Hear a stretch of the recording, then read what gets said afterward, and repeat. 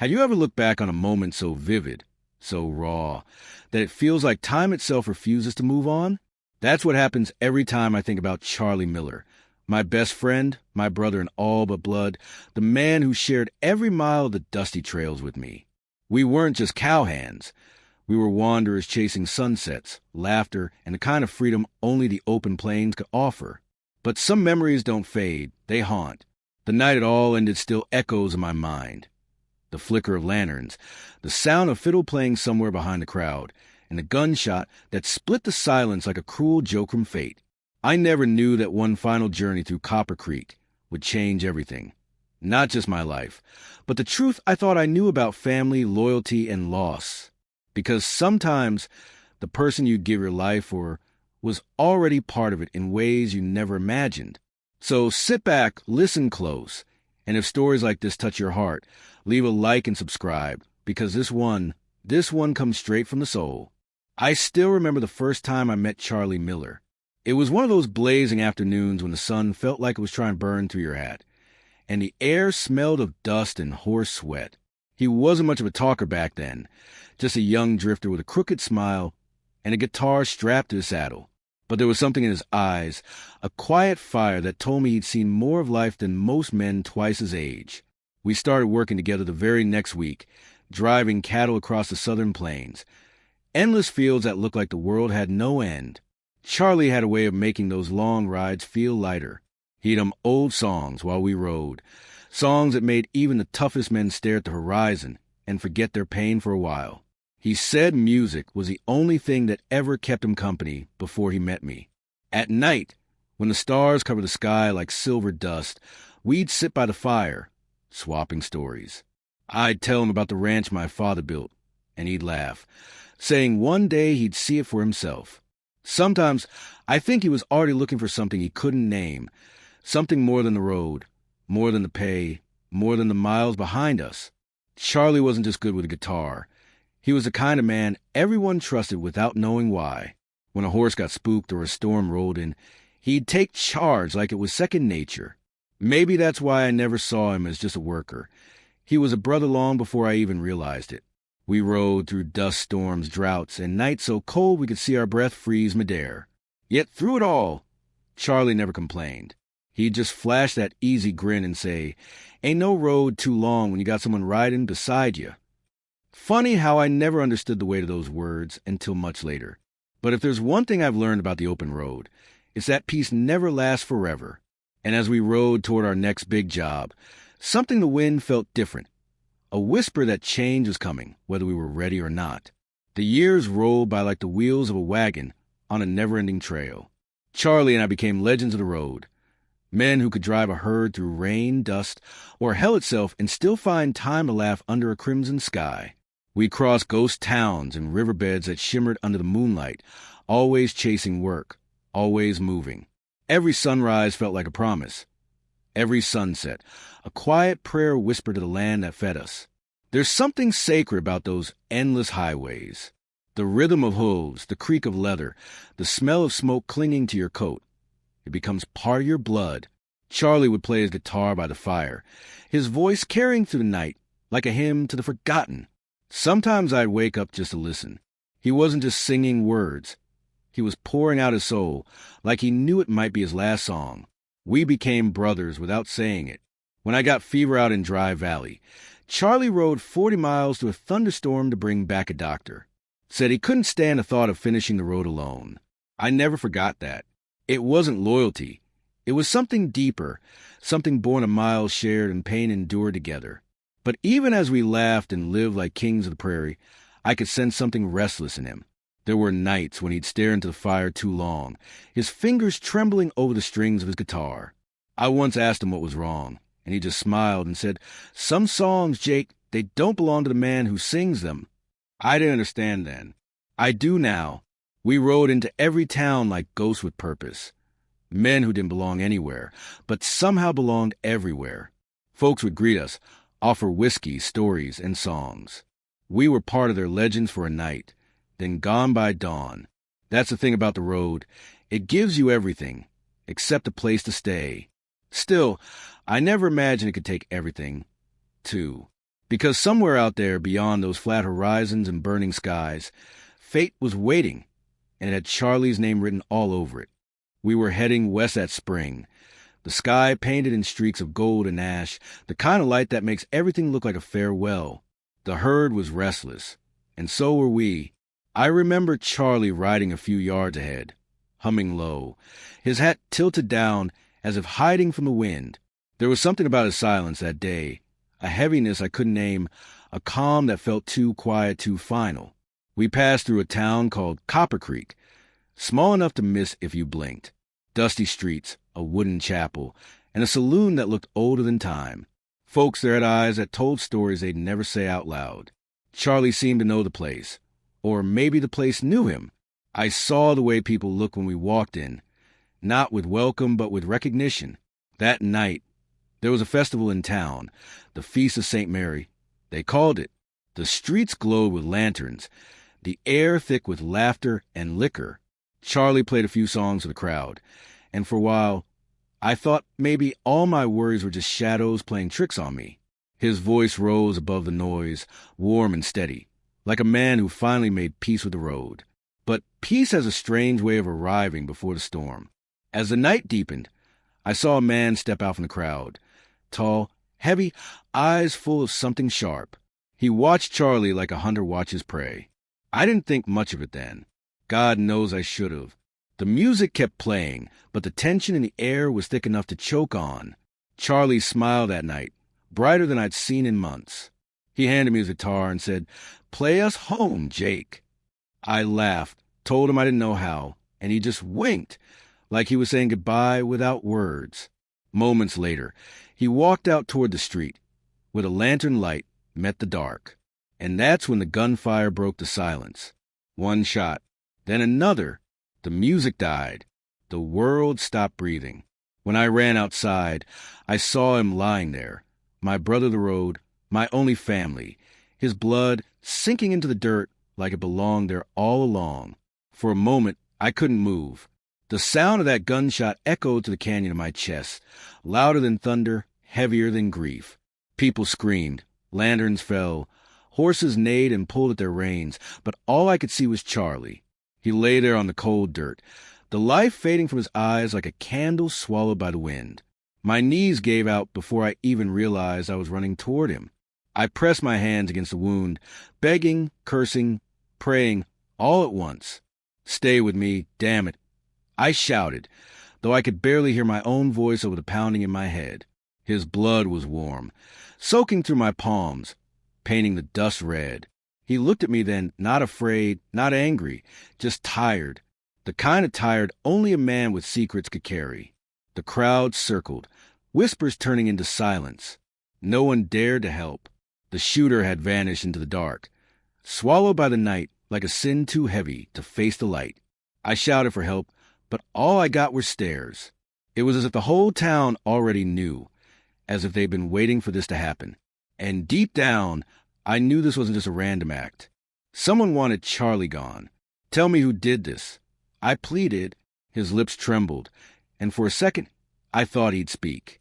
Instead, he grabbed my arm with a strength that didn't match the weakness in his body. He tried to say something, a name, maybe, or a truth too cruel for the living. But before the words could form, his grip loosened, and the fire in his eyes went out forever. The world blurred. My heart felt like it had split open right there beside him. I remember shouting, maybe crying, I don't even know. The sheriff came, asked questions I couldn't answer. They called it a drunken fight, a misunderstanding.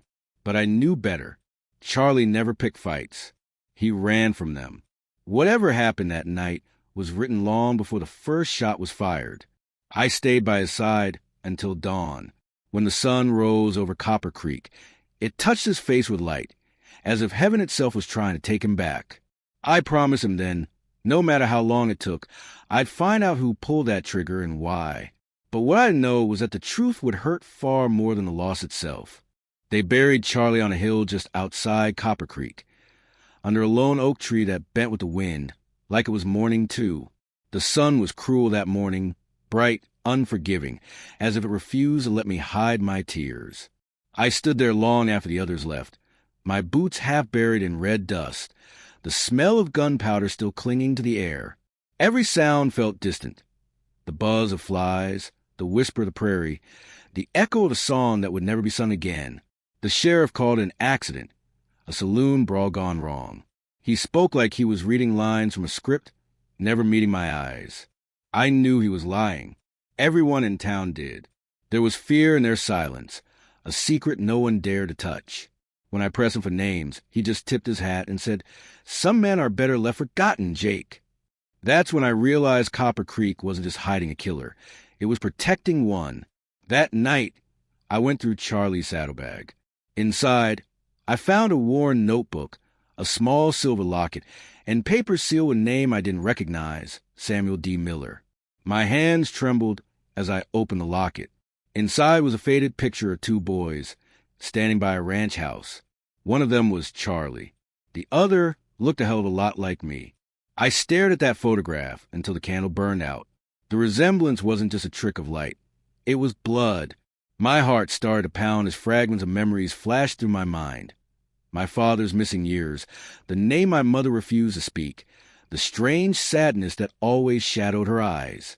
Suddenly, all of it started to make sense in the worst possible way. The next morning, I rode to the old church outside town. The priest there had known Charlie for years. When I showed him the photo, he sighed, like a man too tired to keep a secret any longer. "Your friend wasn't just passing through, Jake," he said quietly. "He came here looking for you." I remember dropping the picture then. The earth seemed to tilt beneath my boots. Charlie Miller, the man I called brother for half my life, had been my real brother all along, flesh and blood, and I'd never known it until he was gone. The truth didn't heal the wound. It carved it deeper, because now I wasn't just mourning a friend. I was mourning the family I never got to say goodbye to. I couldn't leave Copper Creek. Not yet. Every mile of that town carried Charlie's ghost, whispering through the wind. I kept replaying that night, trying to piece together the fragments he left behind. The locket, the name, the silence. The more I looked, the more I realized he hadn't just stumbled into my life by chance. He'd been following a trail of his own, one that led straight to me. The documents I found in his saddlebag weren't contracts or letters. They were birth records from a small town called Ash Hollow, 2 states east. One name matched his, another was mine, both signed by the same woman, Evelyn Miller. My mother's middle name was Evelyn. That was the first time I felt my world tilt, like the ground itself no longer believed in truth. I rode to Ash Hollow a week later, guided only by instinct and guilt. It was a quiet place, half forgotten, with crooked fences and the scent of wet hay. I found an old clerk at the town hall, a woman with eyes like faded glass.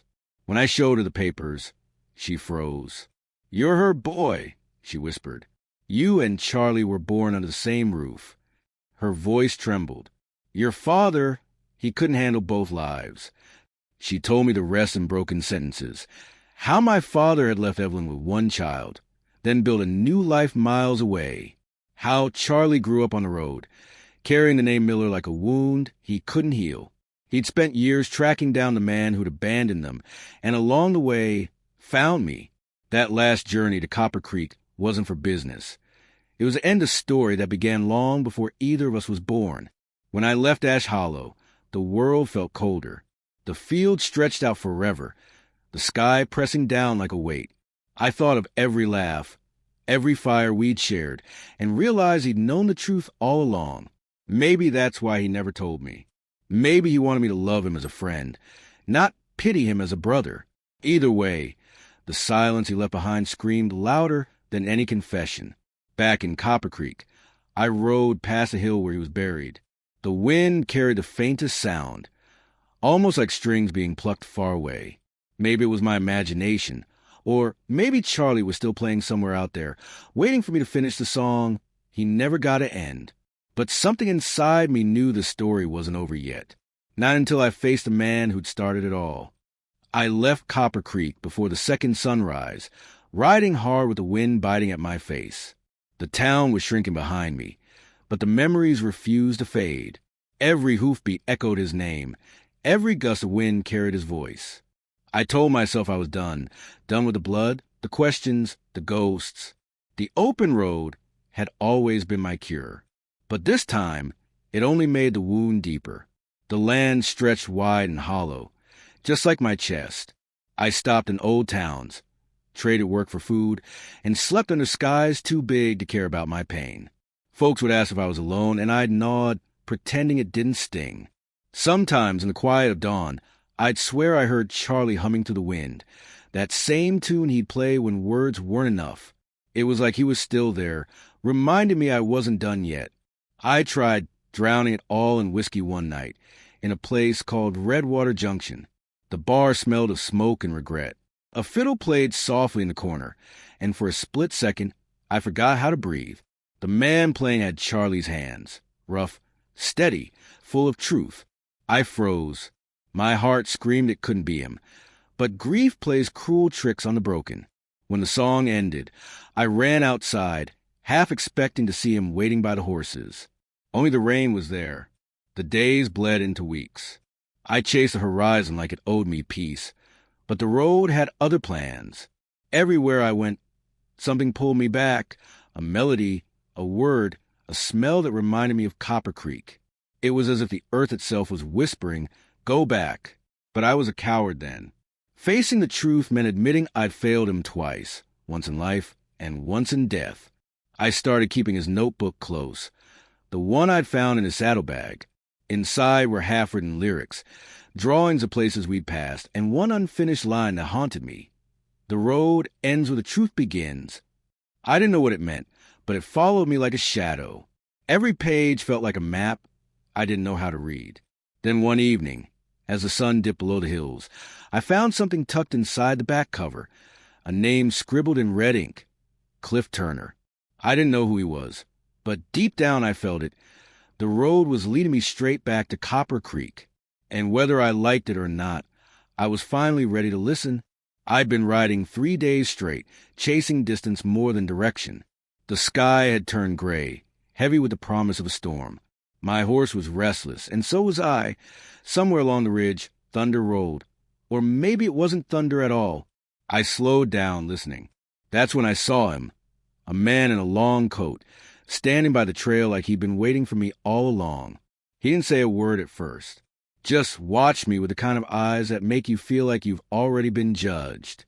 His hat shadowed most of his face, but I could tell he wasn't a stranger to the road. When he finally spoke, his voice was low and dry. "You're Jake Miller," he said, "the one who lost his brother in Copper Creek." My blood ran cold. I hadn't told anyone my last name since I left. Before I could speak, he tossed something onto the dirt, a silver bullet casing, stained and worn. "Heard you're looking for answers," he said. "Be careful what you dig up. Some graves ain't meant to be opened." Then he turned, started walking toward the canyon, and disappeared into the fog. I rode after him, calling out, but the path ended at a cliff. No footprints, no sound, just wind and silence. That night, I camped by the river. Couldn't sleep. I kept turning that casing over my hand, the metal cold as regret. On its side, carved deep and crooked, was a single name, Cliff Turner, the same name from Charlie's notebook. My heart pounded like a drum. The man hadn't just known who I was. He wanted me to find him, or maybe he wanted to be found. When the rain came, it came hard, washing the dirt from the land and the lies from my heart. I realized then I wasn't running anymore. The road wasn't leading me away from Copper Creek. It was guiding me straight back to the truth. And whatever waited for me there, I'd face it, even if it meant facing the devil himself. As dawn broke, I saddled my horse and turned east. The world was still wet and shining, like it had just been baptized. The wind carried the faintest hum, a tune I knew too well. Charlie's song. Maybe it was a storm playing tricks again. Or maybe it was his way of telling me I was finally on the right trail. I reached the outskirts of Silver Bend by dusk, a tired mining town where every face looked carved from dust and disappointment. The local saloon was quiet, the kind of place where secrets go to drink.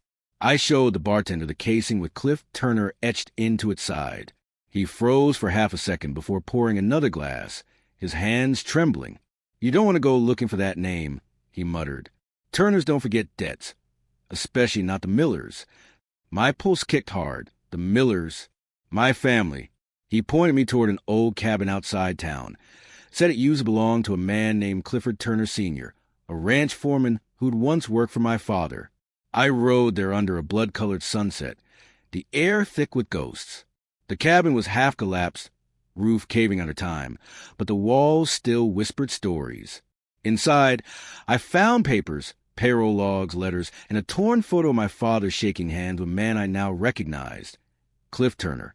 The signature on the back said, "Brothers in Arms, until the end." My chest tightened as the puzzle began to fit together in the cruelest way. Cliff hadn't been a stranger. He'd been my father's right hand, a partner, maybe even more. There were letters dated years after my mother's death, full of arguments about Evelyn's boy and unfinished business. The last letter, scrawled in anger, ended with one line that made my blood run cold. "If he ever finds out, I'll handle it myself." I stumbled outside, the wind hitting me like punishment. The truth was uglier than I'd imagined. Cliff Turner wasn't just some outlaw. He'd been part of a lie that split my family apart. My father had built his empire on betrayal, and Charlie had died trying to uncover it. Suddenly, everything, the silence, the fear in Copper Creek, the bullet with Turner's name, it all came into focus. I found a small chest buried on the porch, rusted and locked. One good kick broke it open. Inside was a revolver wrapped in cloth, and another bullet casing, identical to the one I carried. Only this one had a new name carved into it, Jake Miller. My hands shook as I dropped it. Turner hadn't just killed my brother. He was waiting to finish what he started. The sun had set completely now, and the world felt smaller, darker. I sat on my horse and looked back at that cabin one last time. There was no turning back anymore. Whatever blood debt my father left behind, it had come full circle. And now, it was up to me to end it one way or another. The ride back to Copper Creek felt different this time. The land wasn't just dust and silence anymore. It was judgment. Every mile brought me closer to the place where the road began and where it would end. The closer I got, the heavier the air became, as if the world itself knew what was coming. I could almost hear Charlie's voice in the wind, calm and steady. "Finish what we started, Jake." I whispered back, "I will." The town hadn't changed, but I had. The saloon still leaned against the wind. The church bell still hung crooked over Main Street, and the people still watched from behind cracked windows. But now their silence wasn't fear, it was anticipation. Word travels fast in places like Copper Creek. By the time I tied my horse, they already knew. Cliff Turner was waiting for me. He stood in the middle of the street, coat flapping like the wings of a vulture. The years had been cruel to him. His hair was gray, his eyes sharp as broken glass. "You shouldn't have come back," he said. I could smell the whiskey on his breath, even from where I stood. I took a step forward. "You killed my brother," I said, my voice steady, "and you carved my name on a bullet before the dirt could even dry." He grinned, slow and bitter. "Your brother died chasing ghosts your father made." The world seemed to narrow to a single heartbeat. The crowd melted away. The air turned to glass. He reached for his gun, fast, but grief makes a man faster. My revolver fired once, echoing off the hills. His shot came a second too late. When the smoke cleared, Cliff was on his knees, hand pressed to his chest. He looked up at me, blood on his lips. "You don't even know what your father did," he rasped. "We both carried his sins." Then he fell forward, the dust swallowing him whole. I stood there frozen, the gun still smoking in my hand. No cheers, no words, just a heavy sound of wind moving through the streets. The sheriff came out, tipped his hat, and said nothing. He didn't have to. Everyone in Copper Creek knew that ghosts don't stay buried forever. They just wait for someone to ride back. As I walked away, the sun was rising behind the hills, painting the sky in gold and fire. I felt the weight of the past lift, just a little. I looked toward the ridge and swore I saw Charlie there, smiling that same easy smile, his guitar slung over his shoulder. Maybe it was just the light playing tricks again. Or maybe some songs really don't end. They just change who's playing them. Funny thing about stories like this, they never really end. They just fade into the wind, carried by the songs we leave behind. Every time I hear the creak of a saddle or the low hum of guitar, I think of Charlie, of the trails we rode, of the laughter we shared, and of the silence that came after. He was more than a brother. He was the part of me that still believed in goodness, even after the world tried to take it away. And maybe that's what the story is about. Not revenge, not justice, but remembrance. Because some people don't die when their heart stops beating. They die when we stop telling their story. So long as someone remembers Charlie Miller, he's still out there, somewhere between the sky and the dust, playing his song. Now I want to hear from you. Tell me, what did this story stir inside you? Have you ever lost someone who still feels close, even after they're gone? Or maybe there's a song that reminds you of them, one that hurts and heals all at once. Drop it down in the comments. Your story might just become the next one we bring to life here. And if this ride touched you, if you felt the wind, the pain, and the heartbeat of the road, then don't forget to like this video, subscribe, and ring the bell. Because there are still so many stories out there, waiting for their song to be told. Stories where music meets memory, and every note hides a heartbeat.